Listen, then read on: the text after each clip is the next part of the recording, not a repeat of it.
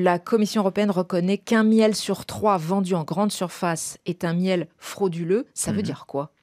Bon, en fait, c'est facile. Moi, j'étais acheteur pour un des plus gros importateurs français de miel et je répondais aux appels d'offres de la grande distribution française en marque distributeur. Donc, j'avais des demandes de certains clients qui me demandaient 400 tonnes de miel en pot de 1 kg, par exemple.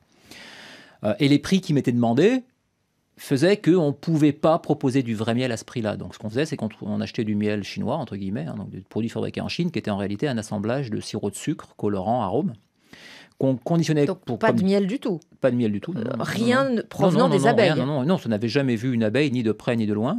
Donc, c'était des produits complètement artificiels, fabriqués en Chine, importés en très grosse quantité, à des prix imbattables, puisque moi, j'achetais ça moins d'1 € du kilo. Donc, vous voyez, pour du miel, on sait très bien que c'est impossible. Et ensuite, c'était revendu à la grande distribution. Mais ça, c'était, je vous parle, j'ai commencé à faire ça il y a peut-être plus de 10 ans. Et ensuite, ça existe encore aujourd'hui. C'est quelque chose qui se pratiquait avant que moi, je m'en occupe, qui s'est pratiqué bien après et qui se pratique encore aujourd'hui. Comment c'est possible ? C'est possible parce que, en fait, les autorités... C'est quoi les trous dans le filet, là ? C'est que les autorités de la certification, de la norme... Déjà, tout le monde le sait. C'est-à-dire que les professionnels le savent, nos clients le savent, puisqu'on est transparent avec nos clients. Les professionnels du miel, les apiculteurs, le CETAM, le Centre technique apicole de la Moselle, enfin, tous les professionnels le savent.